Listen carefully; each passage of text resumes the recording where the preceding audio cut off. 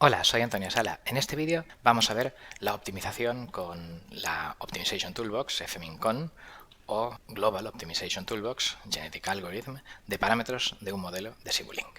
En este primer vídeo vamos a ver simplemente lo que sería el modelo y revisar el código, y la discusión de los resultados se dejará para un segundo vídeo. Vamos a abrir el modelo de Simulink con Open OptimRob. Aquí lo tenemos. En este modelo tenemos una planta de primer orden más retardo. La planta de primer orden es incierta, hay un coeficiente de denominador tau que es incierto, que fijaremos desde el propio código MATLAB, y un retardo que también es incierto. Hay una variable d que también tendremos que fijar desde MATLAB.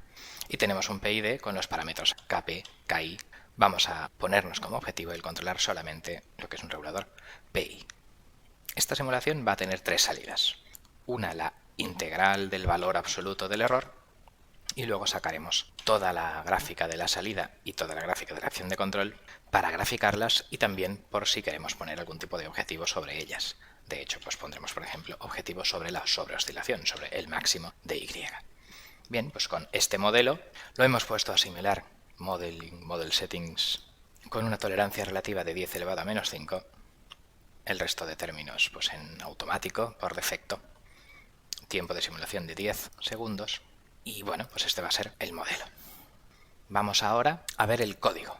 Entonces, si vamos al editor, el fichero simula un control, pues lo que hace, vale, vamos a ver el código completo. Aquí está pues un poco la validación de argumentos, que tiene que ser cada uno de los argumentos. Kp, Ki son las constantes a probar. Detalles, pues es si dibujo o no gráficas, si digo los pasos de la simulación, y el line style es el colorcito de las gráficas.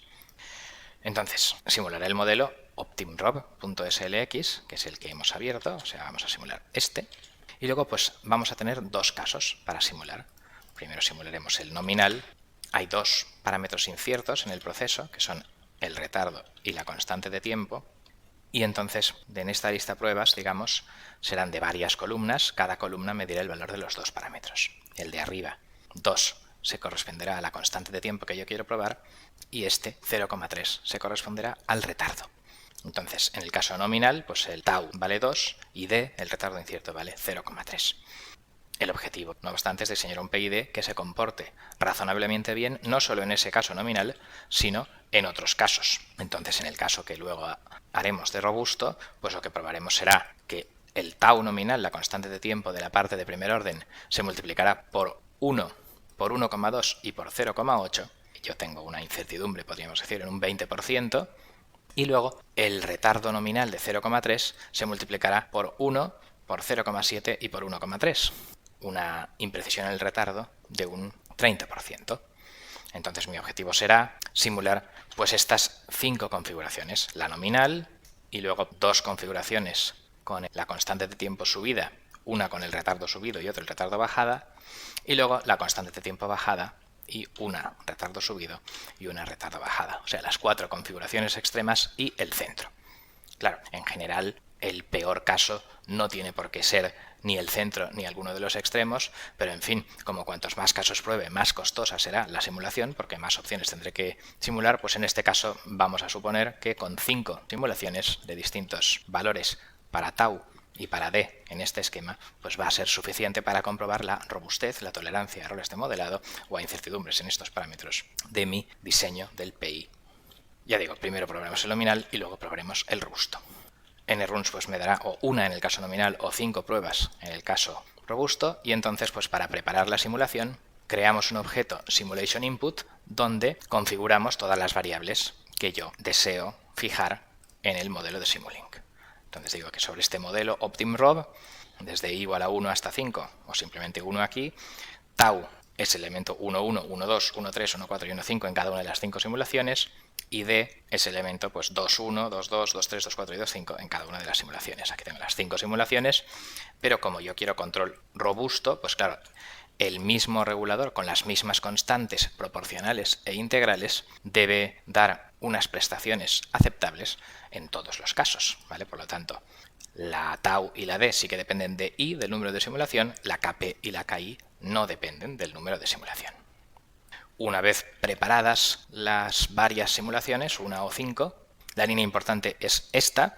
sim simula un modelo de Simulink, en concreto el modelo que digo aquí y con todas estas configuraciones. Y luego pues show progress es pues porque quiero que me diga MATLAB pues qué está haciendo. Y luego pues aquí tengo unos plots, etcétera, de unos ciertos colorcitos de las salidas. Sin embargo, si no quiero detalles, pues entonces hago el sim sin hacer el show progress y ya está. Y almaceno en SimOut las salidas de la simulación. Es una estructura de datos donde me almacena pues todo esto y bastantes más cosas de la simulación. Y bueno, pues con eso sería el cómo simular un control. Entonces ahora vamos a hablar de cómo generar el índice de coste. La optimización tendré que hacer un código de simulación con un modelo y fijar parámetros, esto es esto de aquí, y luego cómo evaluar cada simulación para ver si es satisfactoria o no. Y en el control basado en optimización depende del valor del índice de coste de la función objetivo que yo haya alcanzado. Entonces pues le daré un vector de parámetros a esta función costeacum. Y luego pues detalles, pues si quiero dibujar gráficas o imprimir más cosas o no en este detalle de la simulación. Básicamente lo importante es los parámetros, un vector de 1 por 2. Y entonces pues, para calcular el coste de un valor del vector de parámetros, haré el simula en control siendo el primer parámetro kp y el segundo parámetro ki, y con detalle o no en las gráficas, etcétera. Y entonces pues el resultado SimOut es un array del resultado de todas las simulaciones que yo haya hecho. En concreto, si yo pruebo ese control con el caso nominal, este código habrá hecho solamente una simulación, mientras que si yo pruebo ese control con el caso robusto de parámetros inciertos de probar 5 combinaciones, pues entonces SimOut tendrá el resultado de 5 simulaciones. Estas dos constantes, kp y ki, fijadas y 5 valores distintos de constante de tiempo y de retardo del proceso. Pues entonces, nruns me dice cuántas ejecuciones ha hecho Simulink con diferentes valores de los parámetros, las recorro todas y escojo iout de los datos de simulación. Iout pues son estas 3 salidas 1, 2 y 3, pues a eso lo llamaré salidas simuladas. Y entonces pues de la segunda de las salidas simuladas, es un objeto tipo serie temporal, time series, pues hay que coger, en fin, values data end, el valor final de la salida simulada 2. El valor final de esto, este valor absoluto, siempre es positivo, esta integral se acumula, se acumula, se acumula, y el índice de coste, lo que yo quiero que sea pequeño, es el valor final de esta cosa de aquí. Bueno, pues eso es integral del error, o del valor absoluto del error en este caso, pues es de la salida 2, el data end, el último dato. Por otra parte, también me interesa la sobreoscilación.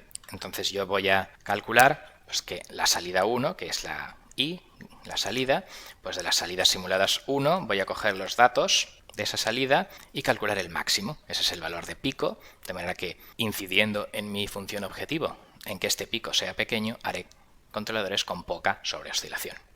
Mi coste va a ser mitad de mitad, un 50% de integral del error y un 50% de pico de sobreoscilación. Obviamente este 0,5 y este 0,5 lo podéis cambiar vosotros a vuestra entera voluntad para fijar más importancia a la integral del error absoluto o a el pico, ¿vale? También podríamos, dado que la salida 3 es la acción de control, poner más términos en este índice de coste relacionados, por ejemplo, pues con el máximo de la acción de control, o si queremos hacer algo con la integral del cuadrado de la acción de control o algo así, ¿vale? Eso ya son modificaciones que os dejo que lo hagáis vosotros, ¿vale? Entonces, en el caso en que yo simule muchas simulaciones con distintos valores de parámetros, etcétera, lo que yo voy a querer, en el caso nominal solo hay una simulación, pero en el caso de simular varias cosas yo quiero el peor caso. Y entonces, para mí, lo que yo querré optimizar, la línea 15 es la más importante de todo este código, lo que yo querré optimizar es el valor máximo del coste de las 5 simulaciones, ¿vale? El valor peor. ¿Vale? Yo quiero minimizar el coste y de los 5 valores de retardo y constante de tiempo, etcétera, a mí me interesa el que dé una peor mezcla de pico y de integral del valor absoluto del error. Entonces, minimizar el máximo del coste es lo que en teoría de optimización, en teoría de control óptimo o teoría de juegos, digamos, es lo que se llama, pues claro, un problema de minimización con adversario, minimax.